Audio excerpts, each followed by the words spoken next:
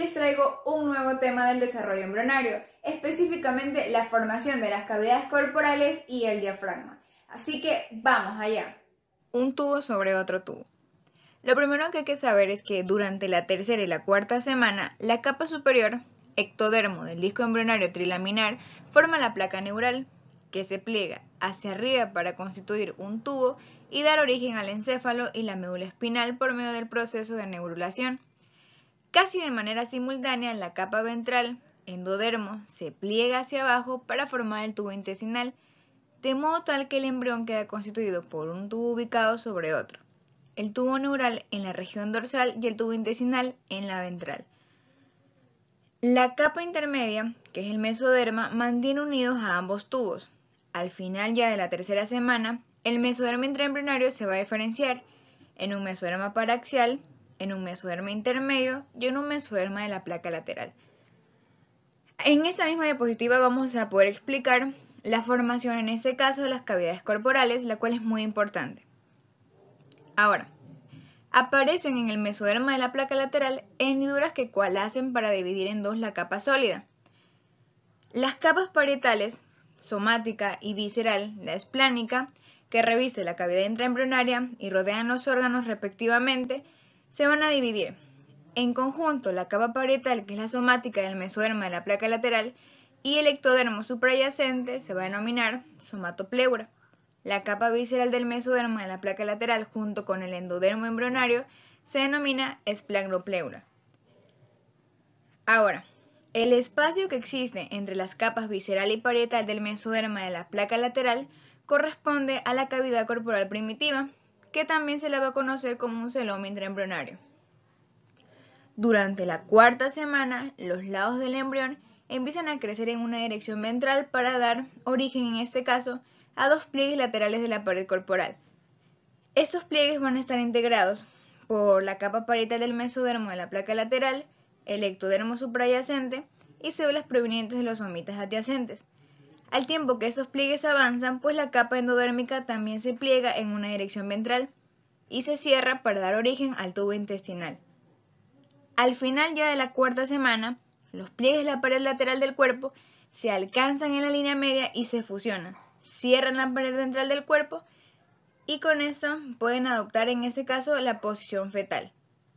El cierre de esta pared ventral es completa salvo en la región en la que se ubica el pedículo de fijación. De modo similar, el cierre del tubo intestinal es completo, pero hay una conexión existente entre la región del intestino medio y el saco vitelino, que es denominado conducto del saco vitelino, que impide que se cierre completamente. Muy bien, ahora tenemos membranas serosas. Como podemos observar, algunas células de la capa parietal que cubre la pared corporal de la cavidad embrionaria primitiva van a adquirir en este caso características mesoteliales y dan origen a la hoja parietal de las membranas serosas que recubren las paredes de la cavidad peritoneal, pleural y pericárdica. De manera similar, algunas de las células de la capa visceral del mesoderma de la placa lateral constituyen a la hoja visceral de las membranas serosas para cubrir los órganos, que son los abdominales, los pulmonares y el corazón. Las hojas viscerales y parietal se van a fusionar para formar en este caso el mesenterio dorsal, el cual fija la pared posterior del cuerpo, que es el tubo intestinal, que va a quedar suspendido dentro de la cavidad peritoneal. El mesenterio ventral se crea por el adelgazamiento del mesoderma del tabique transverso, que lo vamos a estudiar a continuación. Ahora, del mesoderma dorsal, que es el aumento mayor, se van a derivar el mesogástrico dorsal, que es el estómago, el mesoduodeno dorsal como el duodeno, el mesocolon dorsal como el colon y el mesenterio propiamente dicho, que son las asas yeyunal e ilial. Por la parte del mesoderma visceral encontramos en este caso los ligamentos falciformes y este mismo mesoderma visceral se va a extender en regiones terminales del esófago, el estómago y la parte superior del duodeno. Muy bien, vamos con el diafragma. Como vamos a estudiar pues la formación de este diafragma, es importante saber su anatomía. Y es que básicamente este diafragma es una estructura muscular con una forma de campana, que se encuentra entre todas las fibras musculares originadas en la parte media del tórax por debajo de las costillas y va a tener una forma de bóveda o trébol de 3 hojas. Además cuenta con 2 partes denominadas pilares. El pilar derecho, que se inserta en la 12ª vértebra torácica y las vértebras lumbares 1, 2 y 3. Y el pilar izquierdo, que se va a insertar en la 12ª vértebra torácica y en las vértebras lumbares 1 y 2, ¿no? El diafragma cuenta con 3 orificios, el foramen de la vena cava inferior, el hiato aórtico y el hiato esofágico, por donde pasan por respectivamente la vena cava inferior, la arteria aorta, que pasa a denominarse arteria aorta, sí, que pasa a denominarse arteria aorta abdominal, y pues el esófago, ¿no? En este caso, la figura de al lado, vamos a poder observar un pequeño adelanto de los defectos congénitos que vamos a estudiar posteriormente en este mismo capítulo. Por ejemplo, tenemos en la zona posterolateral una hernia de Bosch-Dallek, o en este caso denominado Bosch-Dallek, y precisamente ocurre en el 85 al 90% de los casos y se encuentra en el lado izquierdo. De una posición retroesternal encontramos a la hernia de Morgagni, de que se da del 2 al 6 de los casos y en el lado derecho, ¿no? Y por último, un hiato esofágico en la hernia hiatal, que es de 2 al 4%. Y también tenemos un tendón central que también vamos a verlo a continuación. Muy bien. Vamos a empezar con el diafragma y la cavidad torácica. En la primera imagen de un embrión de 24 días se puede observar cómo el tubo intestinal se está cerrando y también pueden observarse portales del intestino anterior y posterior, un tabique transverso.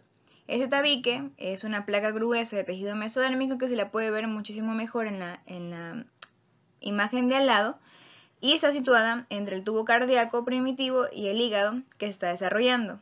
Podemos observar también los cordones hepáticos que están limitados en esta zona por la creación próxima del hígado. El tabique deriva del mesoderma visceral, que es el esplánico que rodea el corazón y adopta su posición entre las cavidades torácica, abdominal, primitivas cuando el extremo craneal del embrión crece y se flexiona para adoptar la posición fetal. Cabe recalcar que este tabique no separa por completo las cavidades torácica y abdominal, sino que deja aberturas amplias, que son los conductos pericardio-peritoneales a ambos lados del intestino anterior. Dentro de lo que responde o lo que respecta con el diafragma, tenemos que cuando las yemas pulmonares van a comenzar a crecer, se expanden en sentido caudolateral por los conductos pericardio-peritoneales.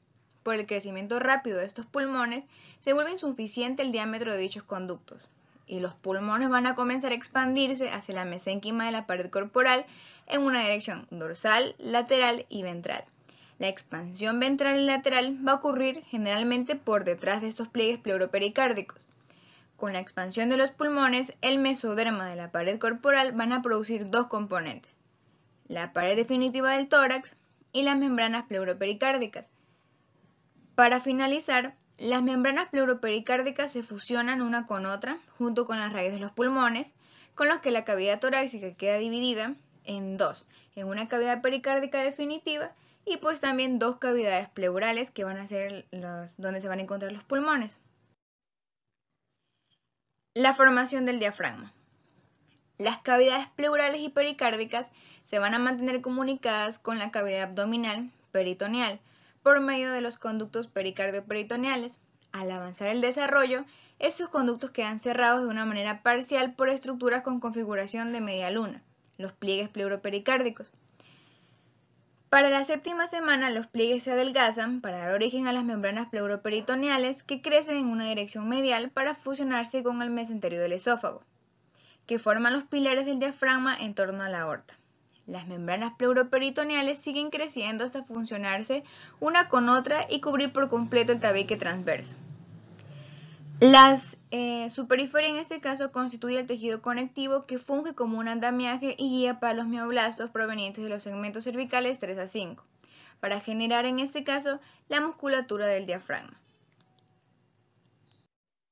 Muy bien, entramos en consideraciones clínicas y aquí podemos observar una introducción a lo que vamos a ver a continuación.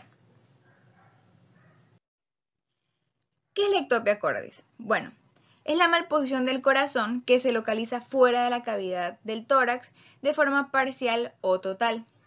La ectopia cordis ocurre cuando los pliegues de la pared lateral del cuerpo no cierran la línea media en la región torácica, lo que determina que el corazón quede fuera de esta cavidad corporal, es decir, exista una ausencia del pericardio parietal, y se van a distribuir en diferentes tipos dependiendo de la localización del corazón, que es una cervical, una toracocervical, una torácica, toracoabdominal y abdominal. Muy bien, ahora seguimos con la patología de Cantrell, que es un síndrome toracoabdominal, y podemos observar los defectos que genera, por ejemplo, el defecto del diafragma anterior, defecto supraumbilical de la línea media de la pared anterior, defectos del pericardio diafragmático, defectos de la parte baja del esternón y varios defectos cardíacos. Esta patología se relaciona con la ectopia cordis.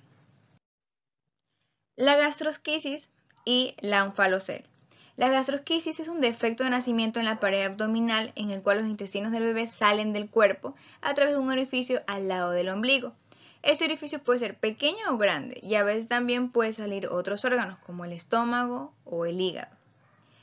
El onfalocele, en cambio, lo normal sería que durante las 6 a 10 semanas el intestino medio sufra una herniación umbilical fisiológica, pero el onfalocele es producido por una abertura en el centro de esa pared abdominal a la altura del ombligo. Por lo tanto, los intestinos sobresalen a través de esta abertura y están recubiertos por un fino saco. En la extrofia vesical podemos decir que básicamente se debe a un cierre anómalo de la pared del tronco en la región pélvica y representa un cierre anómalo menos grave en esta región y solo la vejiga queda expuesta, mientras que la extrofia cloacal es más grave que la pared ventral del cuerpo, en que se interrumpe el avance y el cierre de los pliegues laterales de esta pared corporal en un mayor grado que lo observado en la extrofia vesical. Su incidencia es de 1 a 30.000. Ya por último tenemos hernias diafragmáticas congénitas. Aquí podemos ver una pequeña introducción de lo que vamos a ver a continuación. Muy bien, tenemos la hernia diafragmática congénita, la cual nos menciona que esta es una de las malformaciones más frecuentes del recién nacido y se puede dar mediante dos mecanismos.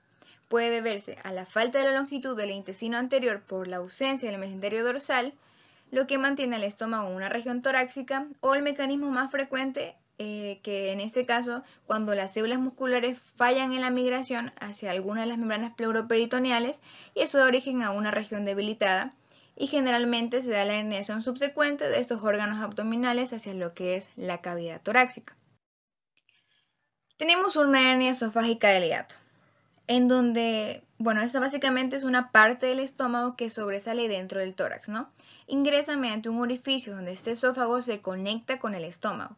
Las hernias de hiato generalmente pueden no presentar síntomas y se dividen en una hernia por deslizamiento y una hernia hiatal paraesofágica.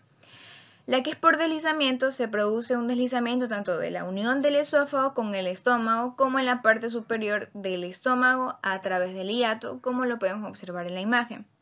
La hernia hiatal paraesofágica representa el 14% de las hernias y son paraesofágicas puras, es decir, la unión del esófago gástrica queda en su sitio normal, lo que se desplaza es otra parte del estómago, generalmente el fondo gástrico hacia el tórax.